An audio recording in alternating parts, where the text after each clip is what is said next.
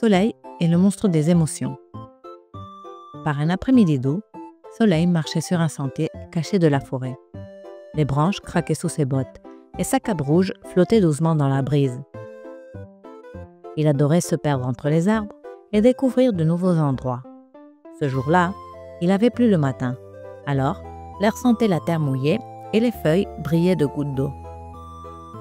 Alors qu'il traversait une zone plus humide, où la mousse recouvrait les pierres et où le sol était mou, Soleil entendit un léger sanglot. Il s'arrêta en silence et regarda autour de lui. Le son venait de derrière des buissons.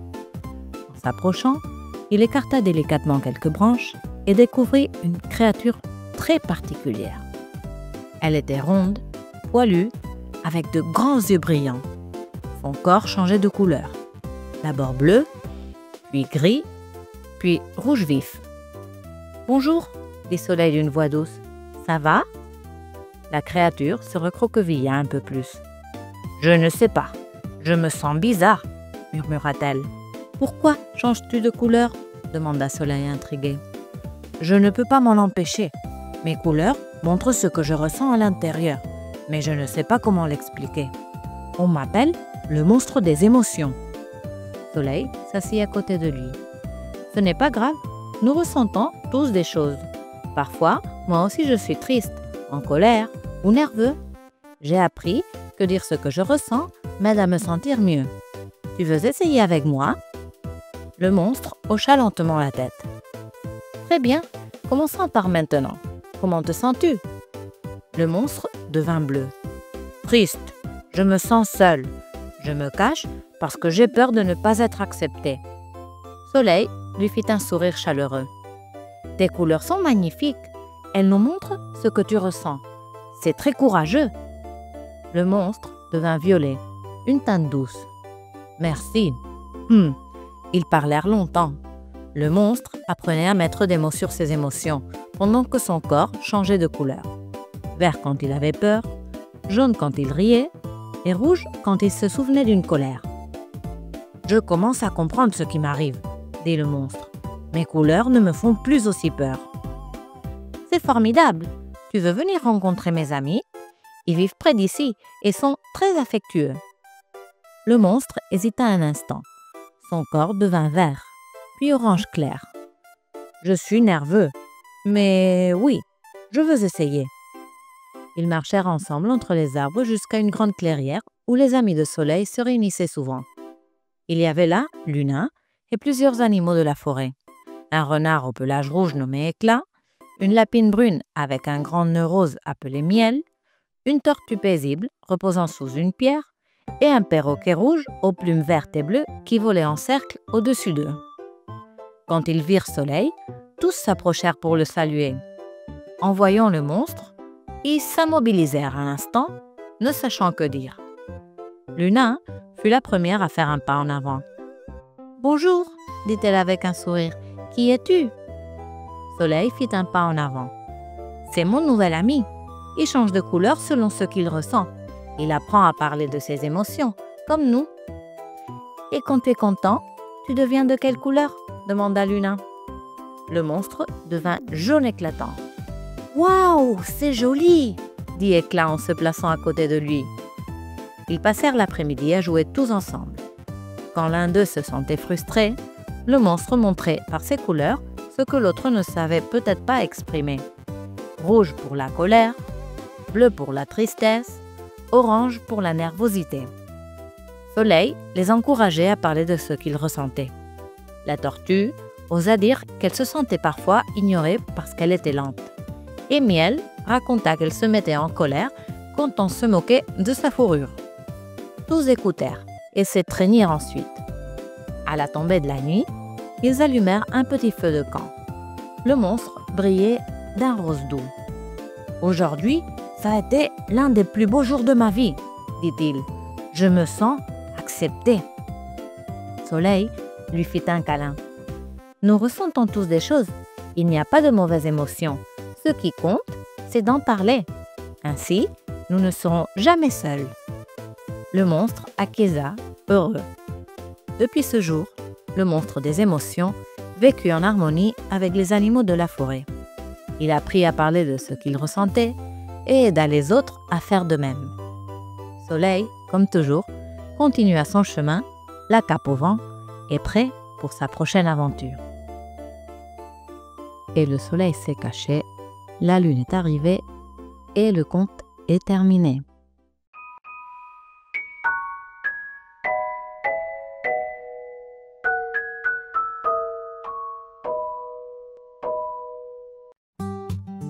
Soleil et les sons de la ville. Ce matin-là, Soleil se réveilla avec un plan. Dans la cuisine, sur la table en bois, sa maman avait laissé une petite liste écrite d'une belle écriture ronde. Pain, fruits et lait. Merci Soleil. Signé Maman. Soleil vivait dans un petit village entre les montagnes, où les journées étaient calmes et le silence se mêlait au chant des oiseaux. Mais aujourd'hui, il devait prendre le bus pour aller seul en ville. C'était sa première mission importante. Il enfila son t-shirt jaune, son short bleu et bien sûr, sa cape rouge d'aventurier. « Aujourd'hui, une nouvelle aventure commence !» dit-il en fermant la porte derrière lui. Le trajet en bus fut long et sinueux. Soleil regardait par la fenêtre pendant que les arbres devenaient des immeubles et que le chemin de terre se transformait en rue grise. Dès qu'il descendit à la gare centrale, les sons de la ville l'enveloppèrent. Des voitures qui passaient, des voies croisées, un klaxon au loin et le tic-tac d'un feu piéton. Mais Soleil ne se laissait pas impressionner. Il sortit la liste de sa poche et la lut à voix basse. Pain, fruits, lait. La boulangerie fut sa première halte. C'était un coin lumineux, empli de l'odeur du pain chaud. En entrant, une clochette au-dessus de la porte tinta joyeusement. « Bonjour !» salua Soleil. « Bonjour, champion !» lui répondit la boulangère, une dame au tablier couvert de farine.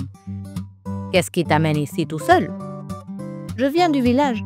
Ma maman m'a demandé d'acheter du pain. »« Alors, je vais te donner le meilleur que j'ai, » dit-elle en sortant une baguette chaude du four. Le pain craqua au contact du plateau. « Tu veux que je le tranche ?» Soleil hocha la tête. Le couteau racla la croûte avec un son sec et appétissant. La boulangère enveloppa le pain dans du papier et en lui tendant, lui fit un clin d'œil. « Ta cape rouge me dit que tu es un héros. Mais même les héros ont besoin d'un bon petit déjeuner. » Soleil sourit, la remercia et continua son chemin. Le magasin de fruits n'était pas loin. C'était une boutique colorée, avec des pommes rouges brillantes sous le store et des bananes suspendues comme des lanternes jaunes. Derrière le stand, un homme à la voix grave et chaleureuse nettoyait des poires avec un chiffon. « Salut, jeune homme! Qu'est-ce que tu cherches comme fruits ?»« Ma maman veut que je ramène des fruits. Lesquels sont les plus sucrés ?» Le marchand souleva une pastèque à deux mains. « Que dirais-tu d'une pastèque qui sonne comme un tambour? Écoute !» Il la tapa doucement avec ses mains. « Poum poum !» Quand elle sonne creux, c'est qu'elle est mûre. Tu veux une tranche? Soleil accepta avec joie. Le marchand coupa un morceau et le jus coula en touchant la planche en bois. Soleil goûta et ses yeux s'illuminèrent. « C'est délicieux !» dit-il, la bouche encore pleine. Le marchand lui prépara un petit sac avec du raisin, une pomme et quelques cerises. « Donne ça à ta maman et toi, mange la pomme en route. »« Merci, monsieur tambour de fruits !» dit Soleil en souriant. Après avoir marché quelques rues, il entra dans le supermarché. Les portes automatiques s'ouvrirent avec un et à l'intérieur, l'air était plus frais, avec une musique de fond presque imperceptible. Soleil prit un petit panier et se dirigea droit vers les produits laitiers. Devant les frigos, une employée rangeait des briques de lait sur les étagères. Le verre réfrigéré émettait un léger bourdonnement continu. « Excusez-moi, c'est du lait entier celui-là ?» demanda Soleil. « Oui, tout à fait. Tu sais pourquoi on l'appelle entier ?» répondit-elle en souriant. Soleil secoua la tête. « Parce qu'on n'y a rien enlevé. Comme toi, tu es entier, complet, » plaisanta-t-elle. Soleil rit. Il prit la brique de lait et se dirigea vers la caisse. En passant les articles sur le tapis, il entendit le pip du lecteur de code-barre, suivi du cliquetis des pièces de monnaie qu'il sortait de sa poche. Tout cela, aussi, c'était de la musique pour lui. En sortant du supermarché, l'agitation de la ville était encore là. Mais cela ne le dérangeait plus. Il apprenait à écouter autrement. Soudain, une voiture tourna au coin avec un léger crissement de pneus et un chat surgit avec un miaou aigu et rapide. Un chien, attaché à un poteau, répondit par quelques aboiements graves. Soleil s'arrêta. Le chat disparut dans un buisson et le chien se rassit, paisible. C'était un moment simple, mais Soleil le retint dans sa mémoire. Les animaux parlent aussi. Il suffit de savoir les écouter. Avec toutes ses courses en main, Soleil s'assit sur un banc près d'une petite fontaine. Là, il mangea sa pomme tranquillement, écoutant les gouttes d'eau tomber sur des pierres. Un vendeur de ballons passait tout près et les ballons frôlaient l'air avec un bruissement doux et de plastique. « Cette journée a vraiment une drôle de musique », se dit-il. Quand le bus pour rentrer au village arriva, Soleil monta avec son sac dans une main et sa cape légèrement froissée par tant d'aventures. Il s'installa près de la fenêtre. Dehors, la ville lui disait au revoir avec sa propre chanson. Des roues, des voix, des aboiements et des cloches lointaines. Mais tout cela ne l'intimidait plus. Il savait maintenant que chaque son racontait une histoire. Et le soleil s'est caché, la lune est arrivée et le conte est terminé.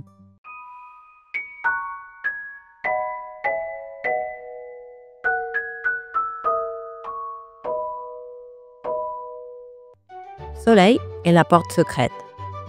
Soleil marchait sur le sentier de la forêt, sa cape rouge flottant derrière lui et une étincelle d'excitation dans les yeux. Il avait entendu parler d'une porte magique, aussi ancienne que les étoiles, qui exauçait un vœu à celui qui parvenait à l'ouvrir. Mais il y avait un détail. Personne, jamais, n'y était arrivé. Après avoir marché un moment entre des racines tordues, des lueurs dorées et des murmures de feuilles, Soleil arriva dans une clairière cachée. Là, dressée entre deux arbres géants, se trouvait la porte. Elle était haute, faite d'un bois brillant aux veines dorées, sans serrure ni poignée. Juste une inscription gravée. Elle ne s'ouvre qu'avec une gratitude sincère. « Facile ?» dit Soleil avec un sourire confiant. Il se plaça devant la porte et dit à haute voix « Merci !» Rien. Il fronça les sourcils. Il remercia de nouveau, plus fort cette fois. Il fit une révérence. Il tapota la porte. Rien. Il croisa les bras. « Quelle drôle de porte es-tu, toi ?» Agacé, il s'assit sous un arbre tout proche. Il repensa à tout ce qui s'était passé avant d'arriver là.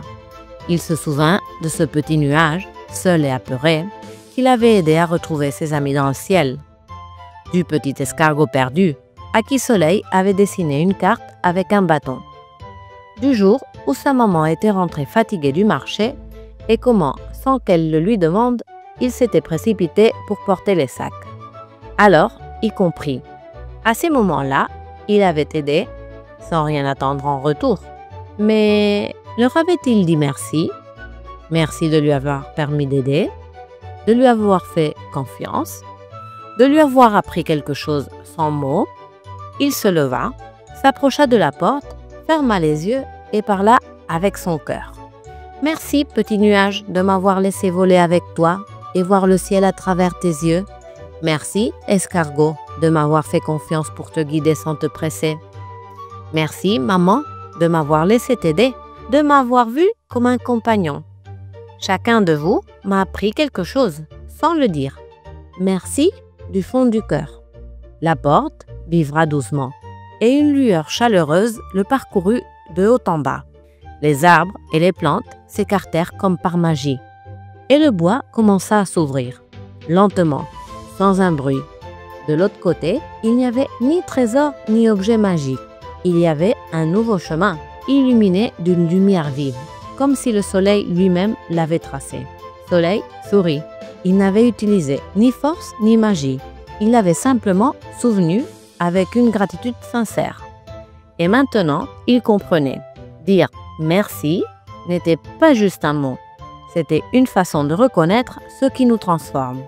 Il ajusta sa cape rouge, inspira profondément et fit un pas en avant. Le chemin l'attendait, et son cœur aussi. Et le soleil s'est caché, La lune est arrivée et le conte est terminé.